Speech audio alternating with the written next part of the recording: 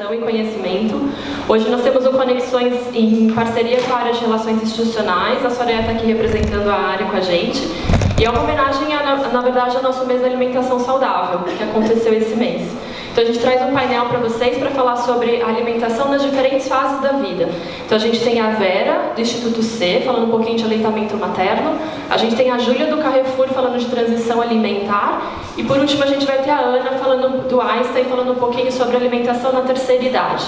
Tá bom? No final a gente abre para perguntas, a Soraya vai ser a mediadora.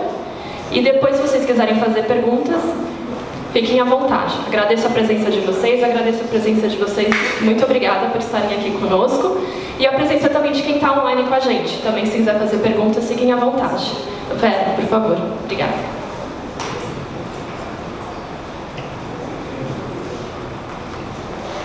Oi, gente. Obrigada.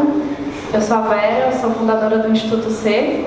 E no Instituto C a gente trabalha com famílias em situação de vulnerabilidade social e a grande maioria das famílias que a gente trabalha são famílias na primeira infância, né, de crianças de 0 a 3 anos. Além disso, eu tenho 2 filhos pequenos e vou falar com vocês agora então sobre a amamentação. Primeiro eu queria trazer um pouco dos dados mundiais sobre a amamentação, que hoje só 4 a cada 10 bebês são amamentados exclusivamente até os 6 meses, né? Que é quando prega a OMS, que seria a amamentação primordial, obrigatória até os 6 meses.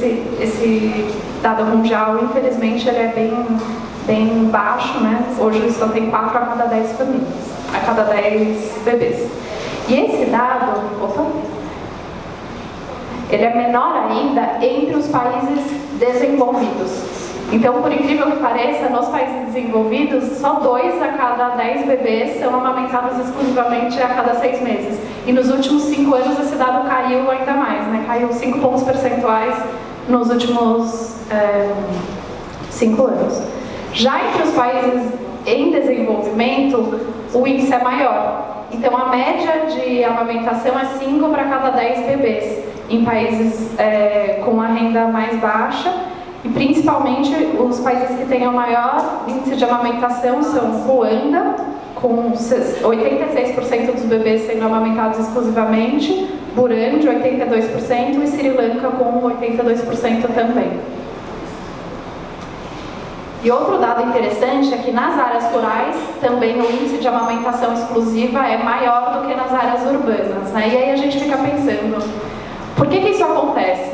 Isso é um fator cultural? Isso é um fator social? Isso está ligado ao marketing? Está ligado à industrialização? E eu acho que é um conjunto de fatores.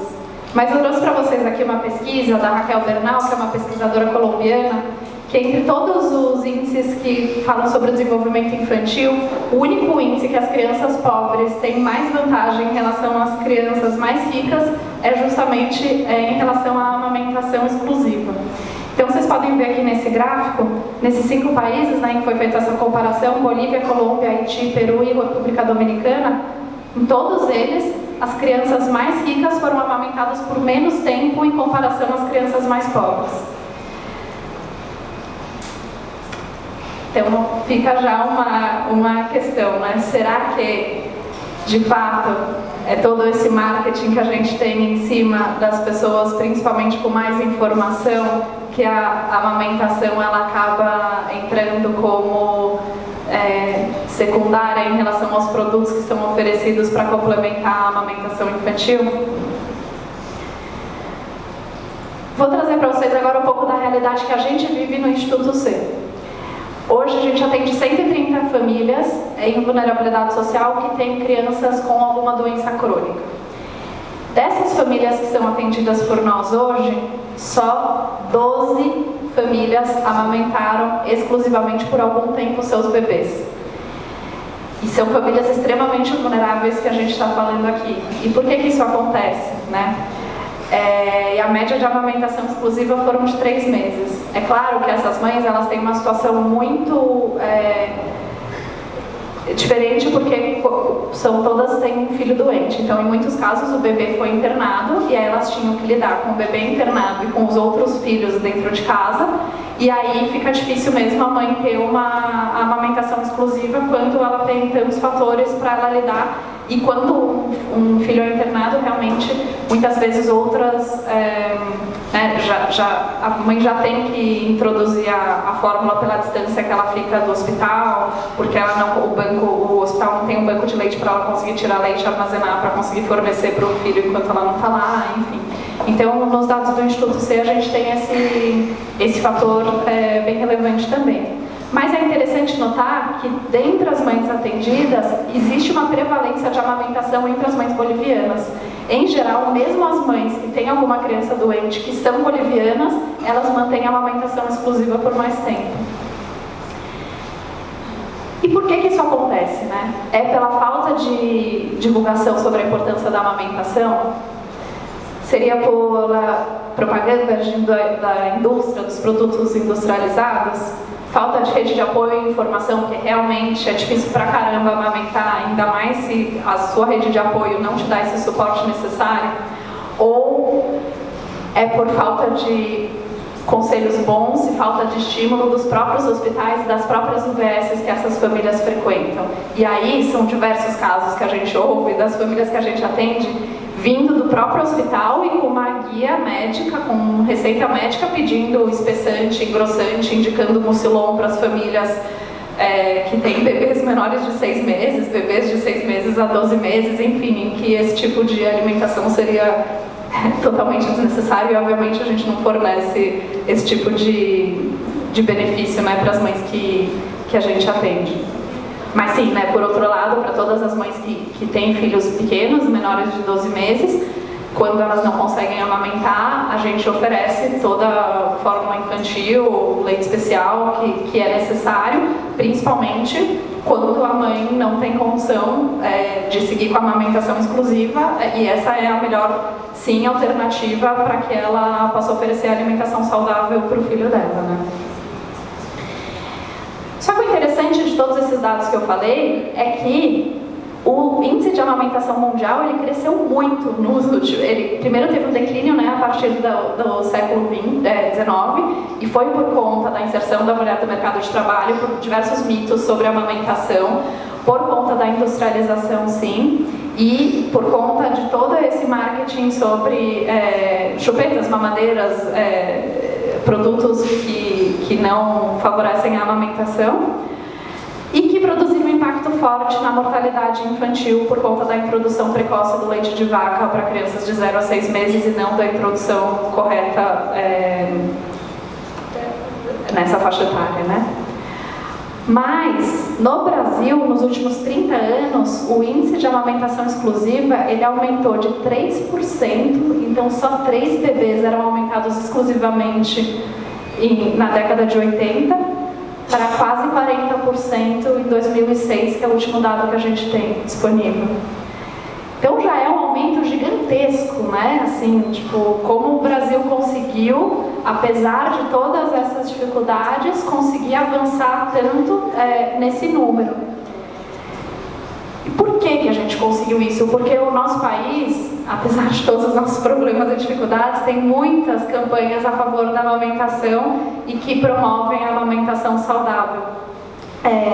Então, primeiro de tudo, começou com a OMS e a Unicef, que criaram um código internacional que proíbe a comercialização de leite materno, a propaganda, né, de leite materno e substitutos do leite materno, assim como propaganda de produtos infantis que não favorecem a amamentação. E só por curiosidade, essas indústrias elas não podem nem doar fórmula infantil, leite, nem leite em pó integral para ONGs que doam esses alimentos. Então, por exemplo, a gente faz doação mensal de 600 latas de leite em pó para todas as crianças que a gente atende, e a gente não pode fazer uma parceria com nenhuma dessas empresas que fabricam leite em pó, porque existe uma lei que proíbe elas de doarem, o que na verdade é favorável.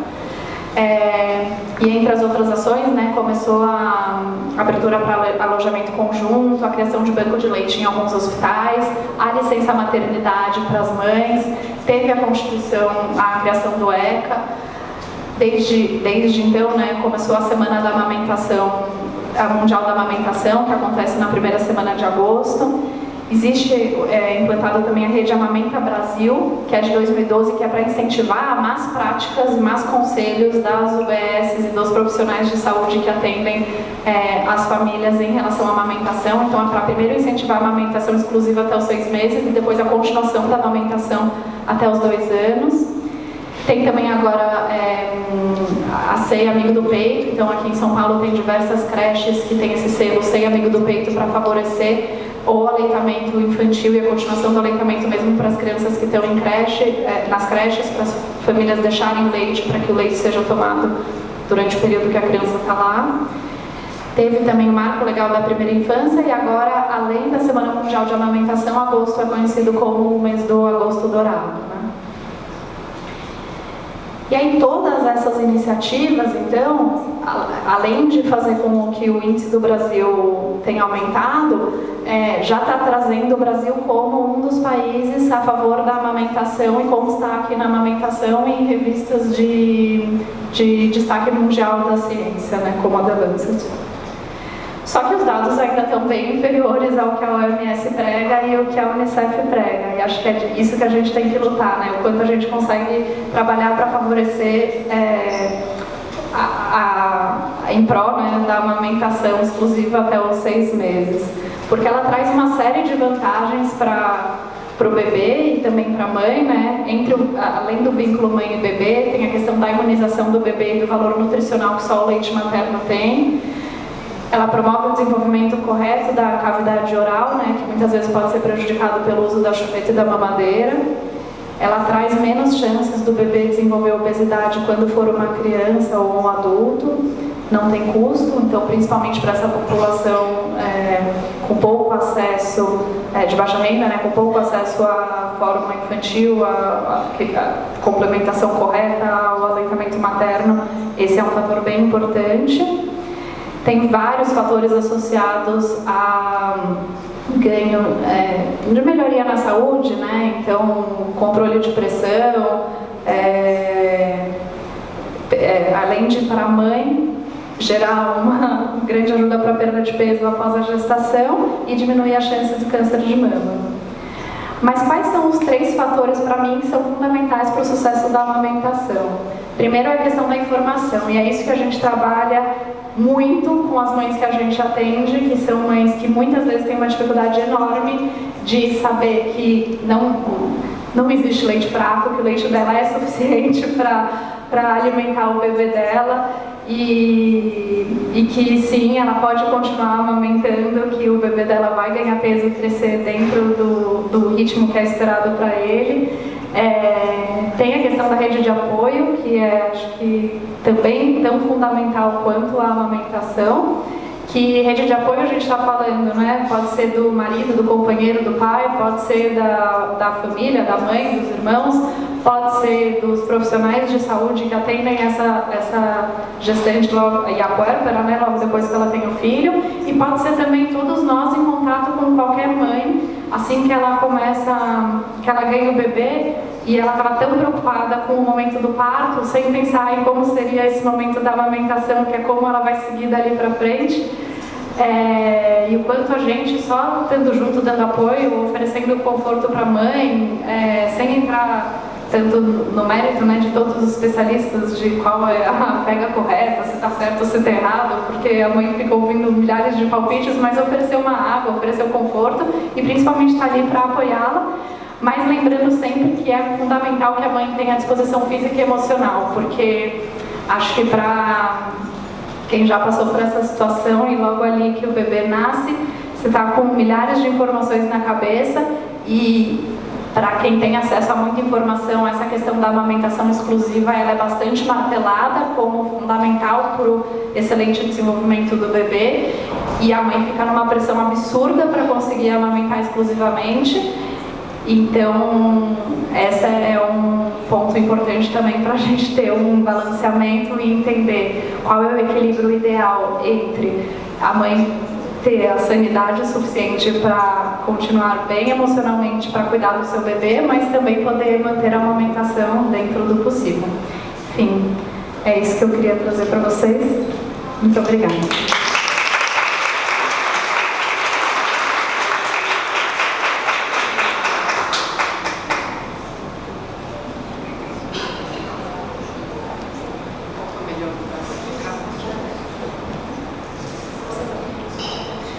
Bom, boa tarde. Agradeço o convite por estar aqui. É um prazer poder estar com vocês e ver o interesse aí de todo mundo para ouvir um pouquinho mais sobre alimentação saudável. Eu sou a Júlia, sou médica veterinária, pós-graduada em Vigilância Sanitária de Alimentos. Estou há 13 anos no Grupo Carrefour, comecei como estagiária lá, trainee, e hoje eu sou responsável pelo Departamento de Qualidade e Segurança Alimentar do grupo aqui no Brasil. E aí o que eu trouxe para vocês hoje é falar um pouquinho sobre a transição alimentar, que é um movimento, né, que o Carrefour está fazendo globalmente, e para vocês entenderem dentro do contexto dessa alimentação saudável, que a alimentação saudável não é só aquele equilíbrio do prato no momento do consumo, mas a alimentação saudável tem a ver também com toda a cadeia de alimentos. Bom, então, só para introduzir, falar um pouquinho para vocês alguns dados do que acontece no mundo quando a gente fala de alimentação. Então, a gente vê aí que em 2025, estima-se que a gente vai ter pelo menos 2,3 bilhões de adultos com sobrepeso e 700 milhões de adultos obesos. A Organização Mundial da Saúde recomenda o aumento de consumo, né, de frutas, legumes e verduras. E a gente tem aí a ONU e a Organização Mundial de Saúde Animal falando sobre o uso responsável de antibióticos, né? Hoje a gente tem já 700 mil pessoas que morrem devido à resistência de bactérias a antibióticos, e se nada for feito, até 2030 serão 2 milhões de pessoas morrendo devido à resistência de bactérias. Então, como fazer esse uso na cadeia? Existe um movimento global em relação a isso que acaba impactando em todos os países. Na América Latina, as doenças crônicas não transmissíveis, que são aí a diabetes, obesidade, hipertensão, são um problema, né? Então a gente vê aí um movimento na América Latina de diversos países, Peru, Chile e agora o Brasil, em relação à rotulagem nutricional. Então a gente ainda está no momento de consulta pública para informação nutricional do painel principal do Front of Pack, em relação aos alertas, né, em relação a nutrientes críticos. E em pesquisa da Nielsen, eles dizem que as empresas, a partir de agora, elas têm cada vez mais investir na transparência em relação aos consumidores. Então, transparência é a palavra-chave para se trabalhar.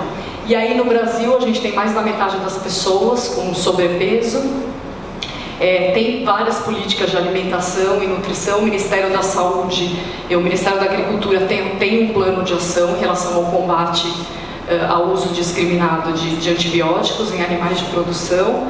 E a Anvisa tem aí anualmente o PARA monitorando os resíduos de agrotóxicos nas frutas, legumes e verduras. Então é um contexto global que reflete Ásia, Europa, América, e vai fechando aí o cerco cada país dentro dos seus objetivos para poder trazer essa alimentação segura e mais saudável. E aí, quando a gente fala de busca de alimentos ditos saudáveis, o Brasil é o 4º colocado, né, em vendas, busca por esses produtos. A gente tem 52% da população com sobrepeso e obesidade, e 64% da população diz que segue alguma dieta para poder ter uma saúde melhor. Mas quando a gente pergunta para o brasileiro o que é de fato ser saudável para ele, na percepção dele, o que é ser saudável, então eles respondem que é fazer exercícios, comer bem nas principais refeições, ter um prato aí colorido, né, consumir muita salada, evitar frituras, ter 5 refeições diárias, aquele contexto geral, né? Mas quando o assunto é comida, o que as pessoas hoje olham para elas, o que é escolher bem? Então, em primeiro lugar, a gente fala aí de qualidade, então você quer um produto com frescor, com qualidade sensorial e segurança de alimentos, então você quer um produto seguro, que não cause danos à sua saúde.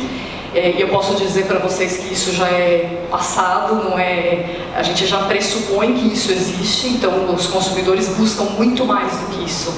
Não só o produto seguro e com qualidade. Ele quer ter conveniência, no dia a dia hoje a gente trabalha, né, intensamente, nas grandes metrópoles, grandes cidades, muito trânsito, pouco tempo, mas hoje busca-se muito a questão, além da qualidade e segurança, é a saudabilidade ligada à sustentabilidade, tá?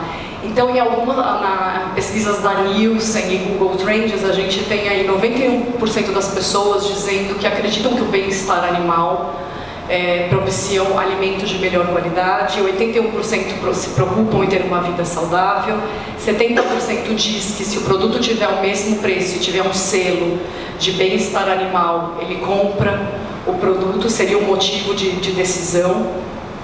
18% falam que consomem orgânicos não só por conta de ser seguro, né, em relação a agrotóxicos, mas porque sabem que tem pouco impacto negativo no meio ambiente, né, são os benefícios para o cultivo do meio ambiente.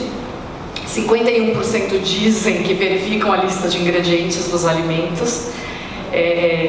Esse assunto esse número surpreende um pouco, porque a impressão que eu tinha, pelo menos, é que as pessoas não costumam olhar, mas 51% afirmam que olham a lista de ingredientes. E 41% apontam que não consumam orgânicos porque tem o preço aí como a principal barreira, que são produtos mais caros, né? Então a gente vê que o perfil da pessoa saudável, que busca saudabilidade, é a mesma pessoa que está olhando também para a questão de sustentabilidade. Então, é um assunto que está extremamente ligado. E a sustentabilidade é a questão aí da responsabilidade de todos os elos nessa cadeia alimentar, desde lá do produtor, passando aí pela indústria, o distribuidor e o consumidor. E a gente tem aí um ponto muito importante também em relação ao consumidor, que é o consumidor se sentir responsável também nesse processo, quando a gente fala principalmente de resíduos. Né? Então a gente acha que a gente abre uma embalagem, joga fora e acabou. Não, aquele lixo é responsabilidade nossa também, de destinar corretamente, né, a embalagem, os materiais, né, para reciclagem. Não sei se eu pulei. Então, o perfil das pessoas que buscam ter uma alimentação saudável foi pelo menos uma vez no médico ao ano, aumentou o consumo dos orgânicos, diz que diminuiu o consumo de sal, diminuiu o consumo de açúcar, de gordura, diminuiu o consumo dos produtos aí ditos industrializados. E a pessoa saudável adotou todas as medidas acima, ou aquela que quer ser saudável, pelo menos uma dessas ela adotou. E aí a gente vê que 73% das pessoas se consideram oscilantes. Então um nicho que existe muita oportunidade, né, de educar essas pessoas, porque por mais que a pessoa, todo mundo quer ser saudável, mas todo mundo põe o pé na jaca de vez em quando, né, se a gente for dizer. Não é todo mundo que segue sempre aquela alimentação mais equilibrada, mas 73% se dizem oscilantes, que indica que são pessoas que têm a preocupação, né? E aí a gente vê também, em relação aos produtos para necessidades específicas, né, para dietas restritivas, como o sem lactose e o sem glúten.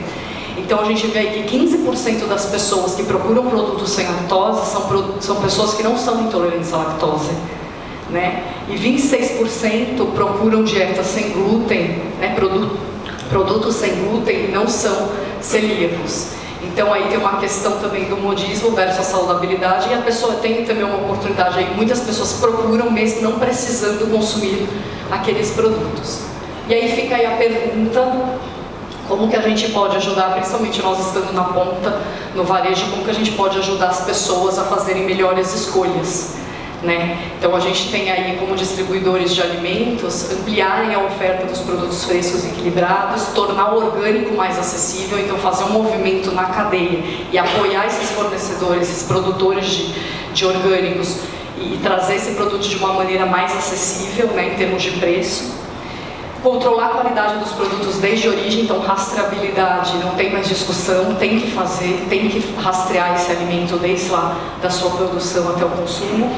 e ter práticas mais responsáveis. Então, voltar a cadeia, movimentar a cadeia para trás em relação ao uso responsável de defensivos agrícolas e de antibióticos em animais de produção. Então, em 2018, o Carrefour se posicionou com o plano de transformação 2022 e dentro desse plano de transformação existe o movimento Act for Food, que é o desejo de ser o líder mundial da transição alimentar. Então, fazer esse movimento de responsabilidade na cadeia e trazer uma alimentação mais equilibrada e mais saudável de uma maneira acessível para todo mundo. Então, comer bem não precisa ser pagar caro, né? E dentro desse contexto do Act for Food tem diversas iniciativas, que é a saúde única, que é um conceito que a gente usa muito hoje, que a gente não fala mais de saúde ambiental sem falar da saúde humana e sem falar da saúde animal. As três estão interligadas. Então, se uma desses não estiverem bem, o outro não vai estar bem também. Então, o ambiente tem que estar bem, né, o meio ambiente, para a saúde animal estar bem e para a saúde humana também estar bem. Então, aí passa por todos esses elos, então, desde a questão da rastreabilidade, a saúde animal, resíduos, e passando aí todo mundo como protagonista desse movimento, né? Então, não só a ponta, né, o varejo sendo protagonista, mas cada um tem que se ver como protagonista nesse contexto. E aí existe um incentivo muito forte a produtos locais, então quando a gente incentiva, né, produtores locais, além da gente estar dando apoio nesse desenvolvimento da agricultura local, a gente reduz o desperdício de alimentos, que existe um desperdício muito grande durante a cadeia, principalmente quando você fala de frutas, legumes e verduras, que são muito perecíveis, então eles perdem qualidade muito rápido, então quanto mais você encurtar a cadeia, com mais frescor ele chega ao consumidor e você diminui esse desperdício.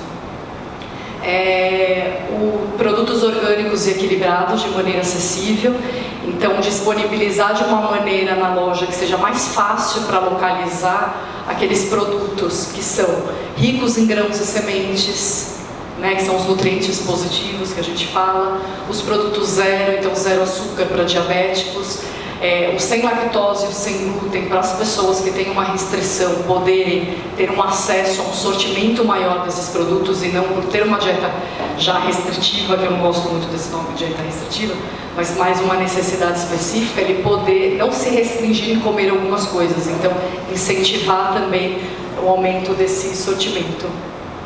Os orgânicos e os sem antibióticos, ou os produtos em que a gente controla, né, lá na criação animal, o uso desse antibiótico de uma maneira responsável, que seria mais nessa linha, que a gente tem uma linha que chama Sabor e Qualidade, que tem aí toda a rastreabilidade do campo até a mesa, um QR Code que é possível o consumidor saber a história e o trajeto daquele produto, e o uso responsável de antibióticos, então a aplicação de antibióticos de maneira terapêutica, e não dar o antibiótico na ração animal como de uma maneira preventiva, né? Então, só se o animal estiver doente aplicar esse antibiótico. O combate ao desperdício, então tem muitas ações também de incentivar as pessoas a consumir produtos que são feios, frutas e legumes que são feios, mas que têm o mesmo conteúdo nutricional de um produto bonito. Então a tendência é quando você vai comprar, você quer escolher a melhor maçã, a mais bonitinha, a maçã da Branca de Neve. Mas existem fatores ambientais, por exemplo, uma chuva de granizo que pode causar algumas cicatrizes na casca da maçã e o conteúdo nutricional dela está ótimo, ela está mais feia, mas ela está boa para consumir. Então é incentivar, trazer esses produtos para o ponto de venda e diminuir também o desperdício na cadeia e evitar que esses produtos vão para o aterro sanitário. O cage free, então as galinhas livres de gaiola, então não sei se todos sabem, mas na produção convencional em algumas produções as galinhas são criadas em gaiolas, mas tem também as galinhas que são criadas livres de gaiola, então a ideia é incentivar, né, essa criação, não só devido ao bem-estar animal, mas também o ovo. Já existem estudos que mostram que ovos de galinhas livres de gaiola têm uma concentração maior de vitamina A, de carotenoides, porque a galinha tem acesso a várias fontes de alimentação. Quando ela é criada, confinada, ela tem a ração, né? Então ela fica limitada àquela ração. Quando ela é criada livre, ela tem acesso a várias fontes de alimentação. Em relação aqui à sustentabilidade de pesca e pecuária, né? Então, quando a gente fala de pecuária, a gente está falando de área de desmatamento, a pesca também a questão de pescar de áreas sustentáveis, né? Então aquelas espécies que não estão em extinção, e o controle do agrotóxico em frutas, legumes e verduras. Então hoje a gente tem um programa, 95% dos fornecedores estão aderidos a esse programa, então é muito importante a gente rastrear essa fruta em legislação. Então tem aí através do QR Code todo o trajeto desse produto. Então só para vocês terem uma ideia, a gente faz muitas análises de resíduos de defensivos agrícolas, então foram 641 análises, às vezes a gente repete a análise quando algum produto dá fora, né? Então vocês vão ver que tem alguns produtos que a gente faz uma análise, faz mais de uma vez, e está muito parecido com o resultado que a gente tem, que a Anvisa tem no programa deles em relação a resíduos. E uma questão aí dos defensivos agrícolas que não são autorizados para aquela cultura. Não o proibido, mas o não autorizado. Então, muitas vezes, não é que o limite, o resíduo está acima do limite permitido em lei, mas sim usa-se um princípio ativo que não é autorizado para aquela cultura específica.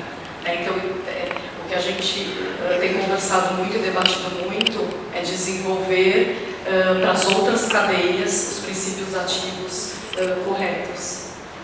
Então aí tem um painel, então a gente consegue monitorar no Brasil, onde a gente tem um problema maior de resíduo de defensivo agrícola, e fazer um trabalho com os produtores.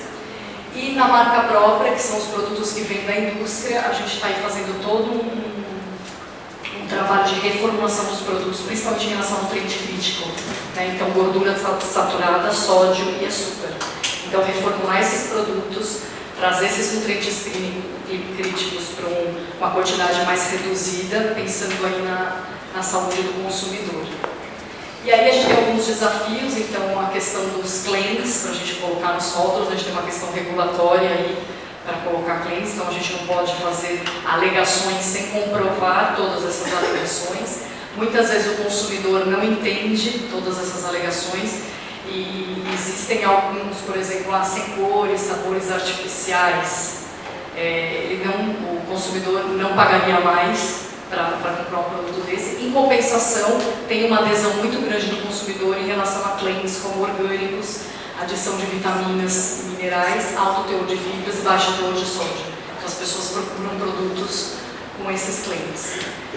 E a oportunidade que eu vejo muito grande é a educação, a gente educar esse consumidor na ponta, porque hoje a gente tem formação de saudabilidade, alimentação saudável, de muitas fontes, e muitas vezes nem todas estão corretas. Então, talvez aí no varejo, né? E aí quando a gente fala de um Carrefour, que uma empresa grande, no ponto de venda, trazer essa informação, essa educação ao consumidor e trazer a verdade, né? A gente tem essa responsabilidade de falar a verdade para ele e contar essa história da cadeia. Mas a mensagem que eu queria deixar principal para vocês é que a alimentação saudável e equilibrada não é só a composição do prato, é toda uma cadeia que tem por trás. Quando a gente fala de indústria, a gente fala de meio ambiente, a gente fala de produtor, porque é um ciclo, é uma economia circular, né? É um círculo. Então estamos todos interligados, tá? E a gente vai ser saudável no futuro se todo mundo estiver bem. Não só a gente, se os animais não estiverem bem e o meio ambiente também não estiver sendo preservado, vai impactar de alguma maneira na nossa saúde. Tá bom? Obrigada, era isso.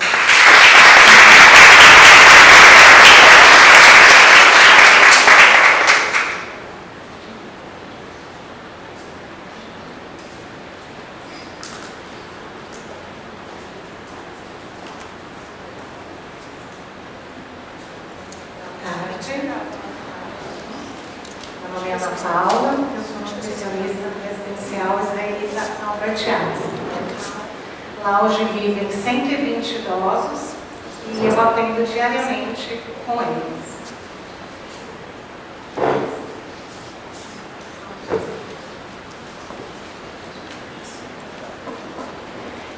Então, para falar um pouquinho de alimentação na terceira idade, a gente tem que pensar como que a gente quer envelhecer, né?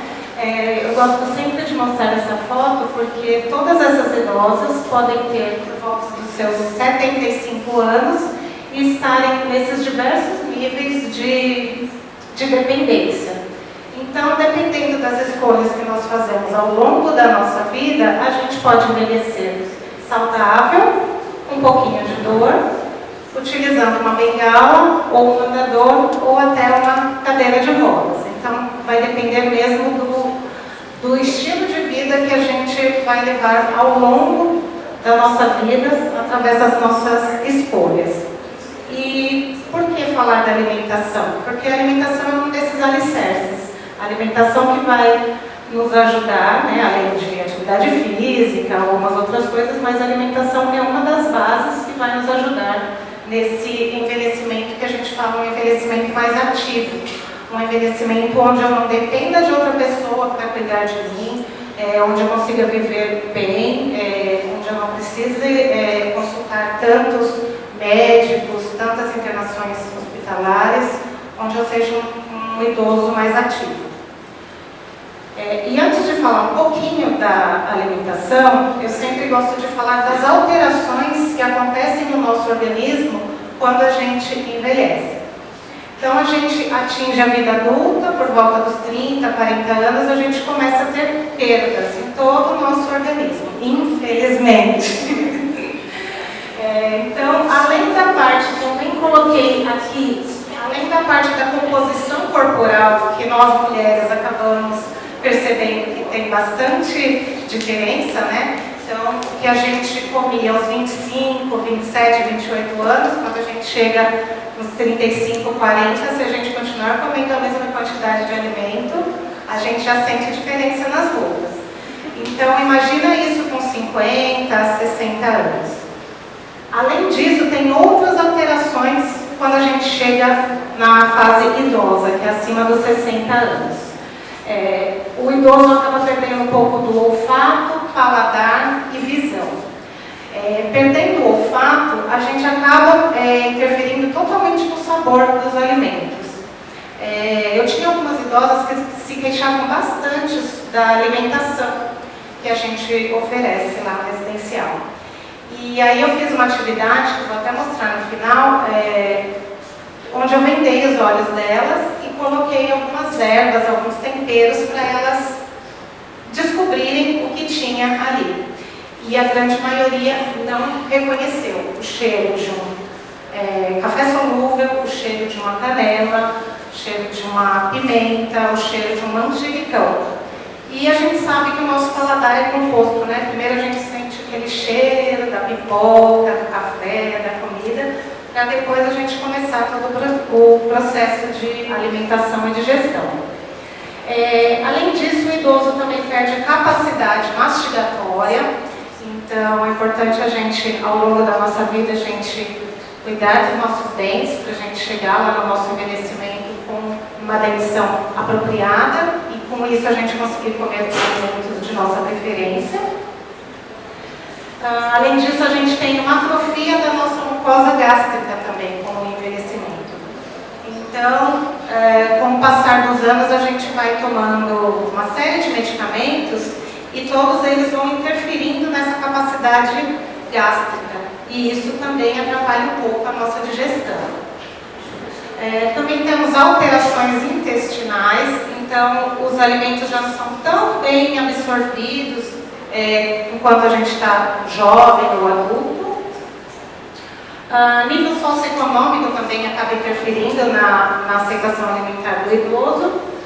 A parte psicossocial, quem não gosta de se alimentar na presença de outras pessoas, amigos, é totalmente diferente você se alimentar batendo papo do que você fazer uma refeição sozinho. E outra coisa que com o envelhecimento a gente acaba perdendo é a sensação de fome e sede. Então, muitos idosos acabam alterando, não sentem sede e uns sentem muita fome e outros sentem pouca fome. Infelizmente, todos nós vamos envelhecer e vamos acabar tendo essas perdas. E aí, como a gente vai lidar com elas? Além disso, eu também gosto de citar o efeito secundário de alguns medicamentos na nossa saúde. Então, alguns tranquilizantes favorecem o relaxamento e diminuem a absorção intestinal. Diurético e laxante acaba ocasionando desidratação e interfere na absorção de alguns nutrientes. Os antibióticos nem se falem. Não sei se vocês já tiveram que tomar algum antibiótico e observaram como o paladar fica alterado, como a gente não sente apetite. Você quer comer no máximo uma sopinha e tomar uma água porque está tudo desregulado. Imagine esse idoso que teve ao longo da vida, por N fatores, tomar esse tipo de medicamento. Os corticoides também, que podem prejudicar predispor a gastrite, além dos analgésicos, que também acabam favorecendo gastrite.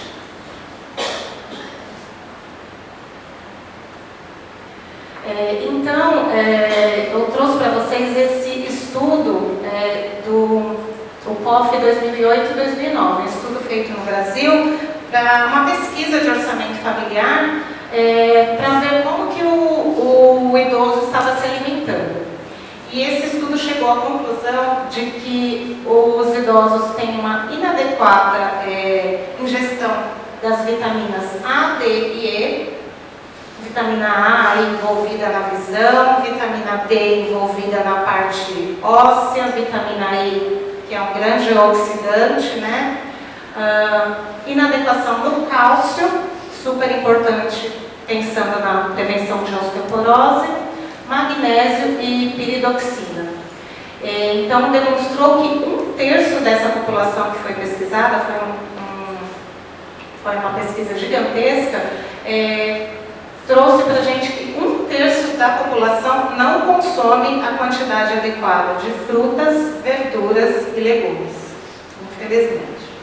E eu incluo também que a gente tenta, mas não é fácil todos os dias consumir no mínimo 3 frutas, no mínimo 4 a 5 porções de verduras e legumes. A gente tem que ir fazendo a continha. Eu fico com as minhas amigas, essa fruta é a sua primeira, segunda ou a terceira do dia? É bem complicado.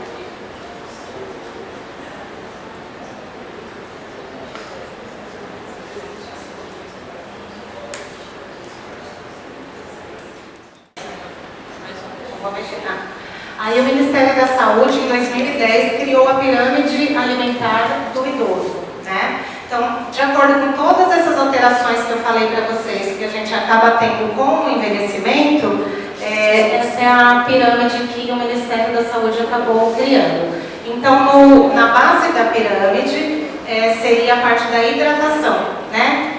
E você se hidratando bem, o seu intestino funciona adequadamente, sua pele agradece, enfim, todos os nossos sistemas agradecem.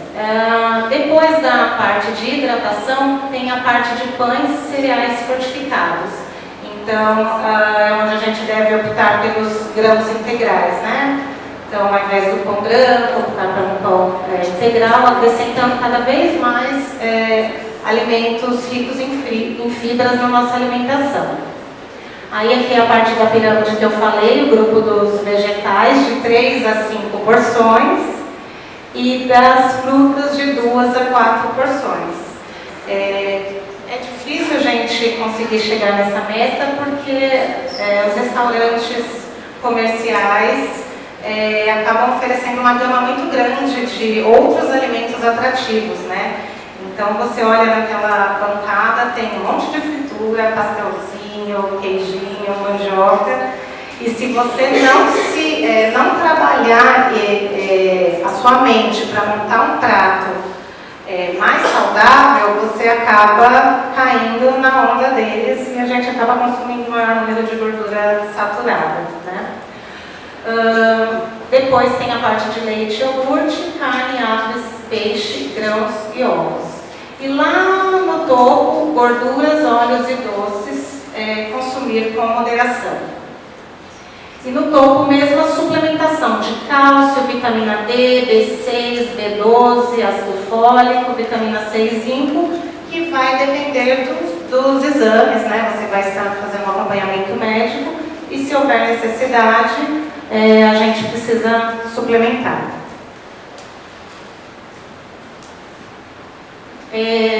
Desde 2017 foi lançada essa dieta Mind, que é a dieta que está no auge, pensando no envelhecimento saudável, que prioriza os alimentos neuroprotetores, alimentos mente sã e corpo são, né? Na verdade, ela nada mais é do que a junção da dieta do Mediterrâneo, que já é aquela dieta que prioriza a redução do consumo de carne vermelha, aumento do consumo de peixe, o azeite, um cálice de vinho tinto, com a junção da dieta DASH, que é a dieta pensando na hipertensão, redução de sal, gorduras e tudo mais.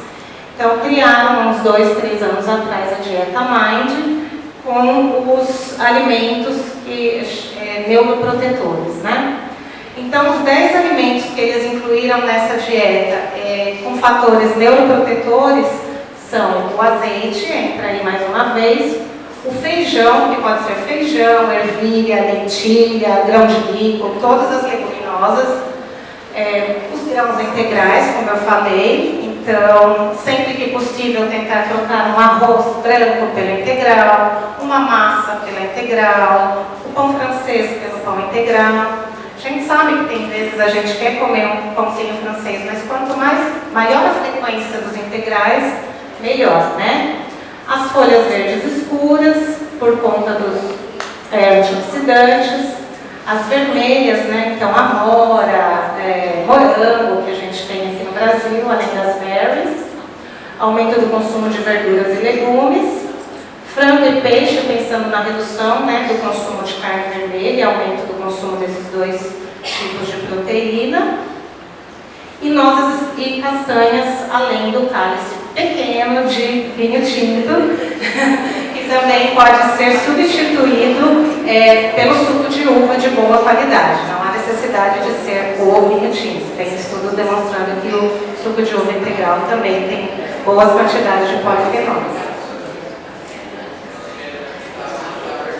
Aí agora aqui eu vou só demonstrar para vocês algumas atividades que a gente faz lá no residencial, envolvendo os idosos, pensando nessa parte de educação nutricional do idoso, para tentar promover uma alimentação saudável para eles.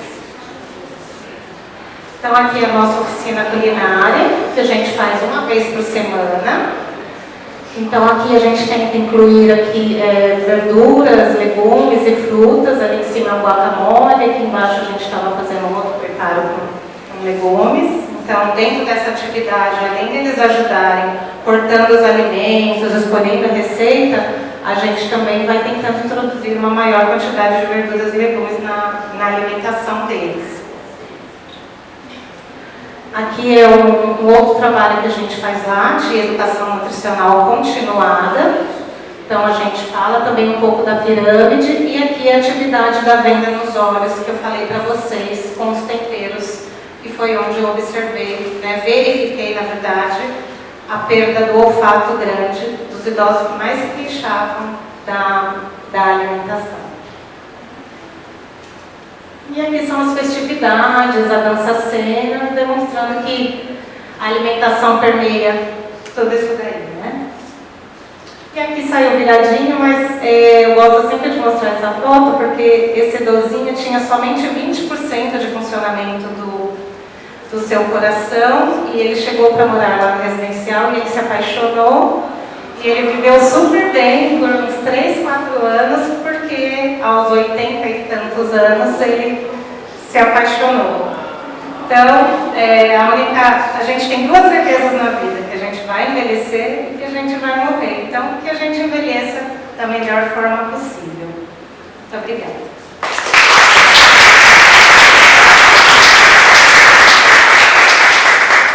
Pessoal, a gente vai abrir para o painel agora. A Soraya vai trazer algumas perguntas para os palestrantes que vão responder, para a Vera, para a Ana e para a Júlia. E depois também fica aberto a pergunta de vocês, tá bom? A gente tem um e-book na intranet para vocês sobre o tema e também no final tem a lista de presença e uma lembrancinha aqui com materiais sobre nutrição, as fases da vida e também o brinde que a Júlia trouxe para a gente. Tá bom? Obrigada. Primeiramente, agradecer a apresentação das três, foram muito agregadoras para nós. Então, a primeira pergunta vai para a Vera. Vera, você disse para a gente que apenas 4 em cada 10 bebês têm o aleitamento exclusivo nos 6 meses. E você acha que isso é uma tendência? Qual é a expectativa para o futuro? Eu acho que a tendência é que esse número aumente ao longo do tempo, com todas as campanhas que estão sendo feitas. Mas é claro que isso depende de local para local, né? Isso estou te falando de Brasil. Em relação ao mundo, tem países em que a amamentação beira o zero, né? Tipo, na França, a amamentação não é estimulada, né, de forma geral. Tem países em que, inclusive, amamentar em público é uma questão muito forte e pessoas de outras culturas, né, quando estão nesses países, têm que esconder o bebê para poder amamentar em público. Mas aqui no Brasil, acho que, falei, né, na apresentação, esse número cresceu em 30 pontos percentuais nos últimos 30 anos e eu acho que a tendência é que continue aumentando sim. Muito obrigada. Júlia, agora é para você. O índice de adultos no Brasil obesos ou com sobrepeso é muito grande, né? 52%. E isso é um reflexo da má alimentação, então grande consumo de produtos calóricos e pouco nutritivos. E aí você falou pra gente que teve uma revisão do perfil nutricional dos produtos da marca própria. E como foi e como está sendo essa avaliação e como que a indústria reagiu a esse movimento? Então, foi um trabalho bem... A gente começou no final do ano passado a fazer essa revisão da formulação e a gente se baseou, a gente pegou os 3 nutrientes críticos, né? A gordura saturada, o açúcar e o sódio. Então, a gente pegou exatamente o que a Anvisa recomenda, né? Inclusive o que está sendo colocado o que era para ser colocado na legislação de modulagem nutricional, agora saiu, está em consulta pública, mas saiu uma nova decisão e agora a gente vai começar a revisar de novo, porque nós estávamos fazendo nos parâmetros estabelecidos anteriormente. E assim, é um desafio muito grande, porque a indústria tem uma linha de produção, ela tem uma receita, ela tem uma fórmula. Então, você mexer nisso é mexer em toda a matéria-prima, linha de produção, equipamentos. Então, tem sido um desafio bem difícil, mas a gente entende que a gente tem que começar a fazer esse movimento, né? Então, tem que partir da gente, nós somos o elo entre o consumidor e a cadeia para trás. Então, a gente pode tanto trazer para o consumidor as informações e trazer essa cadeia de uma maneira mais positiva, e também demandar para trás o que o consumidor tem de expectativa. Mas hoje o nosso foco são esses nutrientes críticos, a gordura saturada, o açúcar e o sódio. Legal, muito obrigada. Agora para você, tá? O estudo apresentou e mostrou para a gente que há inadequação no consumo de nutrientes de frutas, verduras e legumes. Como que a gente pode chegar no consumo ideal por dia e como que a gente pode fazer isso dentro de casa? Por exemplo, o idoso ele não gosta de determinada fruta, de verdura. Como que a gente pode estimular esse consumo? Muda a textura, muda a forma de preparo? Quais são as dicas que você pode dar pra gente? Esse idoso vai adquirindo o hábito alimentar, né, ao longo da vida. Então, se ele não gosta de determinada fruta, não é quando ele está idoso que ele vai aceitar aquela fruta. Então, a gente tem que ver as preferências dele e trabalhar dentro dessas preferências. Tem idosos que chegam lá para mim e que não fazem o jantar. Eles optam por um café com leite, um pão. E aí, o que eu tento fazer? Tentar trocar trocar esse pão por um pão integral, esse café com leite, de repente, acrescentar um suplemento para deixar essa refeição um pouco mais nutritiva. E se a opção dele é banana, ele gostou de banana a vida inteira, é banana que ele vai querer comer. Não vai ser lá com 70 anos que ele vai mudar de hábito. Então, é mudança de estilo desde sempre, né? Desde a vida adulta e tentando acrescentar mais verduras, legumes e frutas na nossa alimentação, para quando a gente envelhecer a gente ter uma melhor qualidade de vida. Vera, agora é para você. Hoje em dia está muito comum a introdução de outros alimentos durante os 6 meses, né, do bebê. Como que o Instituto C trabalha para mudar essa ideia das famílias e como que a gente pode desmistificar esses tabus de meu leite é fraco ou eu posso misturar o leite materno com o leite de forma? Como que vocês lidam com isso? Nutrição é um dos temas que a gente mais trabalha com as mães que a gente atende lá. A gente tem um atendimento que acontece uma vez por mês, né, para cada família atendida, e nesse atendimento, além do atendimento individual, também com uma nutricionista, assistente social, psicóloga, área de renda, enfim, tem uma roda de conversa. É mês sim, mês não, a roda de conversa tem como tema a nutrição. Como que está sendo esse movimento e qual a estratégia de vocês para conscientizar o consumidor? Então, está sendo super positivo, super bem aceito pelos clientes. A gente deu o nome de únicos para esses produtos, na ideia de dizer o seguinte, que ele é único naquela forma, né? Então, aquele pepino mais torto, aquela cenoura pequenininha, só existe ela. Então, ela é diferente, ela é única, mas ela tem o mesmo conteúdo nutricional. E a gente está trazendo com 30% abaixo do preço do bonito, né? Então, tem esse 30% de desconto. Então, isso foi uma maneira de incentivar as pessoas a consumir, a levarem esses produtos para casa e entenderem que ele não tem diferença nenhuma do produto que tem um padrão estético.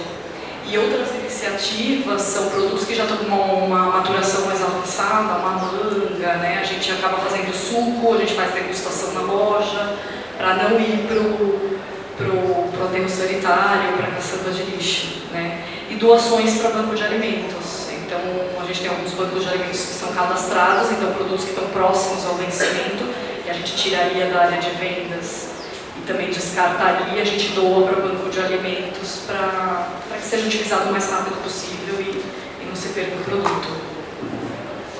Agora é para você, na sua opinião, dificuldade para o idoso se alimentar, porque a gente sabe que é muito difícil a questão de dentição, a questão de deglutição também. Como que a gente pode fazer para o idoso se alimentar de uma forma equilibrada durante essa fase da vida que é tão complicada? Como que vocês fazem e o que a gente pode fazer em casa?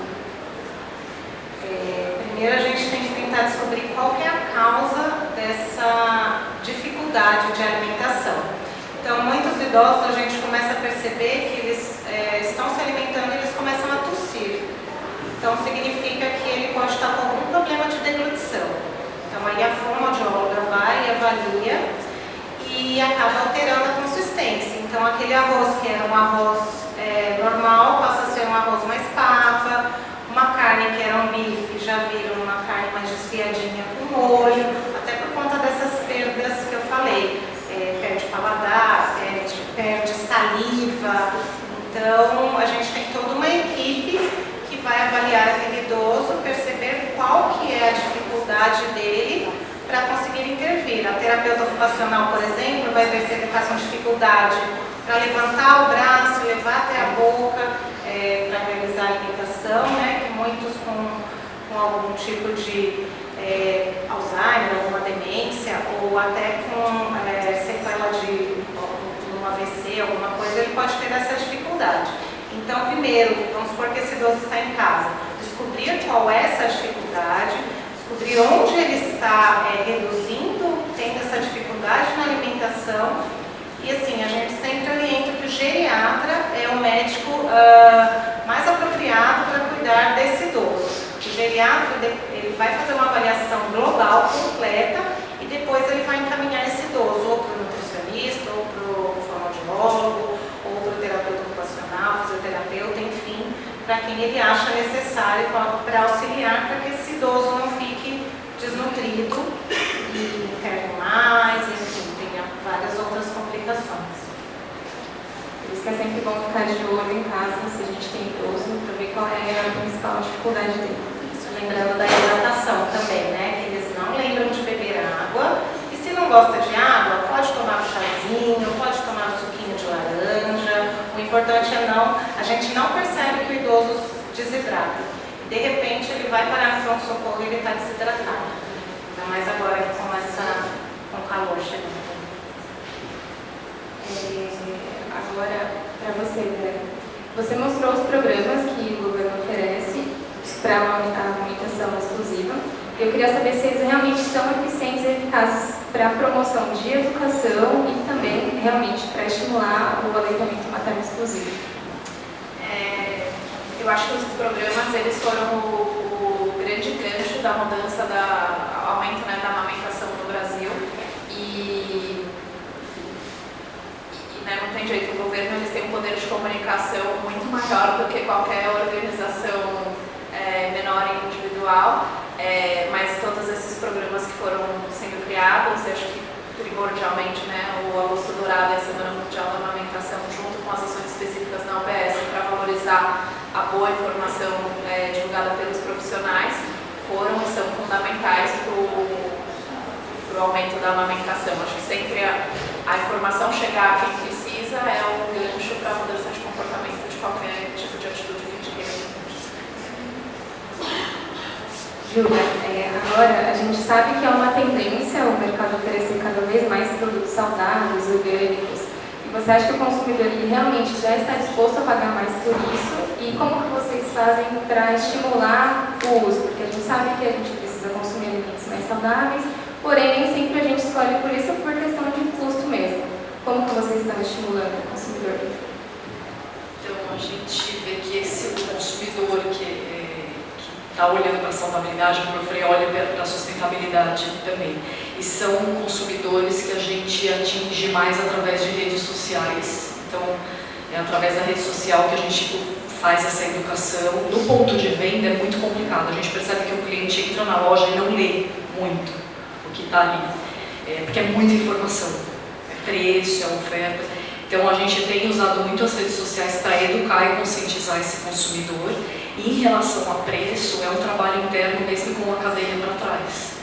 Então, os orgânicos, a gente está apoiando, a gente está incentivando, fazendo um planejamento comercial, dando essa segurança para o produtor de orgânico, que a gente vai colocar o produto dele na nossa loja, ampliando o sortimento, para a gente conseguir reduzir esses custos. Mas é um trabalho que tem que ser feito mesmo com a cadeia, porque o preço, querendo ou não, é uma barreira, né? Então a gente quer desmistificar um pouco isso também, mostrar que dá para consumir produtos saudáveis também, né, ter uma alimentação mais equilibrada, com preços mais acessíveis. Frutas, legumes e verduras são o carro-chefe nessa composição do prato, e são produtos acessíveis também, né, em termos de preço. Então é educar, isso é educação. Agora para você, né, sobre exercício do idoso. Você mostrou para a gente o que vocês fazem lá, e é muito legal essa assistência. Só que para a família em casa, quem não tem esse tipo de assistência, como eles podem estimular o exercício para o idoso? Porque também é uma forma muito importante de mantê-los ativos, né? E o governo oferece alguma coisa para estimular ou não?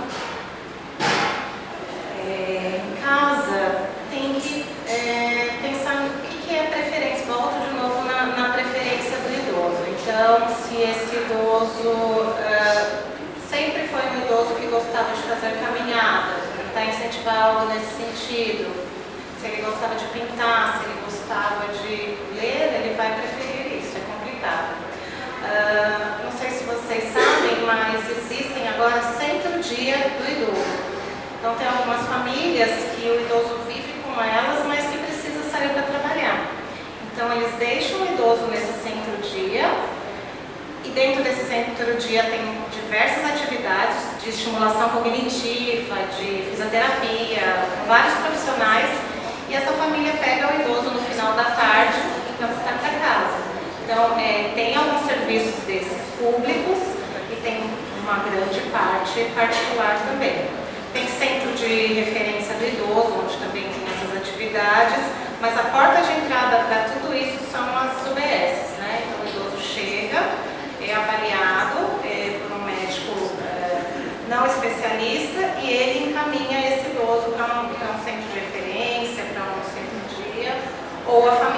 procurar esses outros serviços de forma particular. Legal, muito obrigada.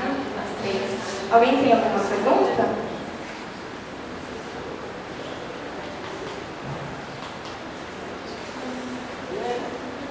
Vocês querem deixar alguma mensagem no final, alguma outra dica? Então, acho que é isso. Muito obrigada novamente pela presença de vocês. E a gente vai fazer um ensinamento. Obrigada, meninas. Agradeço novamente a Vera, do Instituto C, que também aceita recebimento de doação de leite em pó integral, é material básico do trabalho dela, além, lógico, de incentivar sempre a leitamento materno. Agradeço novamente a Júlia do Caneta, obrigada pela apresentação, e a Ana do Einstein também, e, lógico, a Soraya. Obrigada a todos os presentes. Quem está online também, tem alguma pergunta online? Não? Eu vou estar na intranet, lembrancinha de vocês com material e o vídeo do Carrefour está aqui também. Obrigada a todos.